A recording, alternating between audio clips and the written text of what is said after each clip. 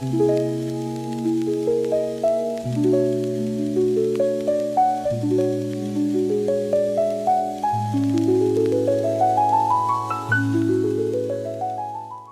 to today's deep dive. We've got a ton of cybersecurity and tech news to get through. We'll break down the big stories and see if we can't find some interesting connections. Sounds good. Let's kick things off in the AI world.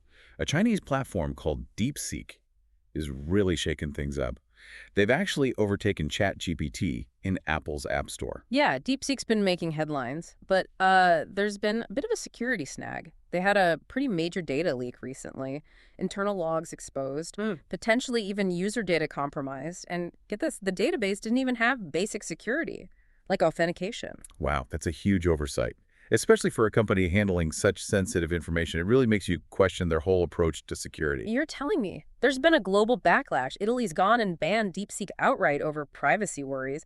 Meanwhile, Ireland and the U.S. are launching investigations. It really emphasizes how crucial strong cybersecurity frameworks are, especially for AI platforms handling huge amounts of data. It feels like DeepSeek might have prioritized speed over security, in their rush to be top dog. It's a bit of a cautionary tale, I guess. For sure. This whole thing raises a lot of questions about data management in the age of AI. As these platforms become more embedded in our lives, the security stakes just get higher and higher. Absolutely. Now, on a related note, our next story is about tackling deepfakes and misinformation. Right. The UK and the US are rolling out this thing called content credentials labeling. Basically, it aims to bring some transparency to the digital world by embedding verifiable info about the origin of digital content. So almost like a digital fingerprint for images and videos and audio. Exactly. So you can actually trace the content back to its source and figure out if it's authentic or if it's been manipulated. Especially important now with AI-generated content getting so sophisticated. Yeah, it seems like this could be a game changer, not just for fighting deepfakes, but for all sorts of content. Verifying news articles, research papers, legal documents. Absolutely. It's all about establishing a system of provenance for digital content, which is key for trust and accountability. Okay, moving on.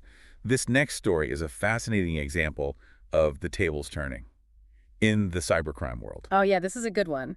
Two big hacking forums, Crack.2 and Null.2, got taken down in a global law enforcement operation that even arrested the operator, sent a real shock through the cybercriminal community. Talk about karma. It shows that even those operating in the darkest corners of the internet aren't beyond the reach of the law. Definitely. But these takedowns do make you wonder about the long-term impact. Will new forums just pop up to replace them? Or will this be a real deterrent? It's a cat-and-mouse game for sure, but at least it shows law enforcement is actively trying to disrupt these activities. Absolutely. The fight against cybercrime never ends. That's for sure. Okay, let's shift gears a bit and talk about vulnerabilities and exploits, which seem to be a never-ending story. Right, you are. New vulnerabilities pop up all the time. It requires constant vigilance. Just this week, we've seen vulnerabilities affecting all sorts of systems. VMware area operations, Mitel SIP phones, even Apple iOS and Mac OS. Wow, that's a wide range of systems. What are we talking about in terms of potential impact? Well, the severity varies, but some of these vulnerabilities could allow attackers to steal credentials, launch DDoS attacks, or gain unauthorized access. It's a good reminder to stay on top of security patches and have a proactive approach to cybersecurity. Definitely. It's scary how these vulnerabilities can affect both personal and professional devices. And it's only going to get more complex, with nation-state actors using AI to step up their cyber operations. AI for cyber espionage. What are they using it for specifically? All sorts. Research reconnaissance, developing more advanced malware, creating highly targeted phishing campaigns. It's basically an AI arms race, and it requires more advanced tools and strategies to combat. It's unsettling to think about, but it's the reality of the situation. Cybersecurity is a constantly evolving battleground. No doubt about it, and knowledge is our best weapon. Let's switch gears for a sec and talk about a trend that's particularly worrying: cyberbullying and online fraud targeting kids. Ugh, that's a tough one. A lot of parents are concerned about that. What's driving this increase? Well, it's the increased connectivity. Social media is everywhere these days. Unfortunately, it's opened up new avenues for these types of attacks. We need to talk more about online safety and give young people the tools to protect themselves. Absolutely. What are we doing to tackle this? There's a big push for tighter regulations and better tools for detection and prevention, Parental control apps, education programs, awareness campaigns, it's all part of the solution. It's going to take a multi-pronged approach for sure. Okay, let's get back to the technical stuff.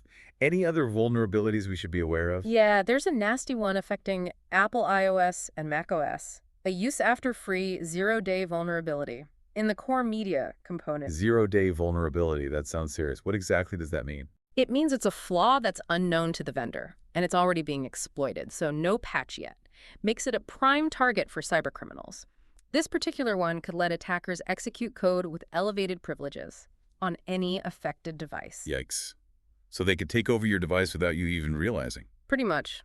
Best thing to do is update to the latest iOS or macOS as soon as a patch is released. In the meantime, be super careful about clicking links or opening attachments. Good advice.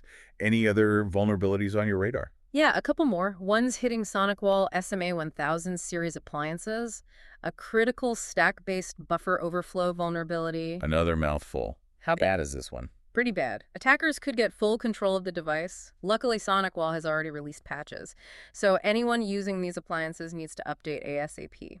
Always got to stay on top of those updates. Earlier we were talking about fake websites. What other types of scams are out there? Well, scammers are always trying to stay ahead of the curve, and they're definitely jumping on the AI bandwagon. We're seeing a surge in scams using DeepSeek's name. Using DeepSeek. How so? Fake websites, fraudulent tokens, even malware disguised as DeepSeek software. It's a reminder that even with AI, you gotta be careful. It's so easy to get caught up in the hype. What are some red flags to look out for? Always be wary of downloading software from shady sources. Stick to official websites and app stores. And be skeptical of any offers that seem too good to be true. You know, the ones promising quick riches or exclusive access? Yeah, those are always a scam. It's been a wild ride through the news today. Really highlights how cybersecurity is a constant battle. It is. Technology is always evolving. And so are the attackers. We got to adapt and stay informed. What are the key takeaways for our listeners? Stay informed. Keep your software updated. Be careful what you share online. And remember, even with strong security, human error and malicious insiders can still cause problems. It's a team effort for sure. Stay tuned for the final part of our news roundup. We've got even more to cover. Welcome back to our deep dive. We're wrapping up with a few more stories that really highlight the need for awareness and staying ahead of the game in cybersecurity. Yeah, we've covered a lot of ground today. From AI's rise and the challenges it brings, to the ever-present threats of vulnerabilities, scams, and cybercrime. Earlier, we talked about content credentials to combat deepfakes and misinformation. Any updates on that front? Actually, yeah. The U.S. Department of Defense and some international cybersecurity agencies just issued a joint statement about it, emphasizing the urgency of adopting content credentials. So it's becoming a global priority. It seems so. They're recognizing that content credentials are crucial for maintaining trust, especially as AI-generated content gets more and more sophisticated. It's like creating a digital chain of custody for information, making sure it's legit from start to finish. Exactly. It could really revolutionize how we evaluate information online. Speaking of accountability, our next story shows that even cybercriminals aren't immune to attacks. Oh, this is ironic. OG users, you know that hacking forum where they trade stolen accounts and data? They got hit by a data breach themselves. I don't know, talk about poetic justice. What happened? They leaked a bunch of sensitive information, usernames, email addresses, even passwords. So the folks exploiting vulnerabilities got a taste of their own medicine. Looks like it. Seems they didn't protect their own data very well. It's a good reminder for all of us. Cybersecurity isn't just about external threats. It's also about internal vigilance and data management. Couldn't agree more. And this next story shows that even organizations with good security can be compromised by internal weaknesses. Remember that travel company we discussed? The one hit by the phishing attack? Yeah, where they got into an employee's account. Right. Turns out those credentials weren't phished. They were bought on a hacking forum. Seriously, someone was selling employee logins. Apparently so. Shows how malicious insiders or stolen credentials can create huge risks. That's unsettling. Makes you realize the importance of strong passwords, multi-factor authentication, and constant employee training. Absolutely. Got to cover all the bases. Okay, last but not least, what's Cyber reporting on this month? They've highlighted some pretty concerning vulnerabilities. One trend that's particularly alarming, a new hacktivist group targeting industrial control systems in the U.S. That sounds serious. It is. They call themselves Sector 16, and they've shown they can get into sensitive systems, like oil pumps and storage tanks. Wow, that's a big escalation. Yeah. This isn't just website defacement anymore. They're going after critical infrastructure. It's a wake-up call. These organizations need to seriously prioritize cybersecurity. This has been a really insightful deep dive. A bit scary at times, to be honest. It's the reality we live in, but knowledge is power. That's what we're here for, to help you stay informed and ahead of the curve. Exactly. Thanks for joining us on this deep dive into cybersecurity and tech news. Until next time, stay curious, stay vigilant, and most importantly, stay safe.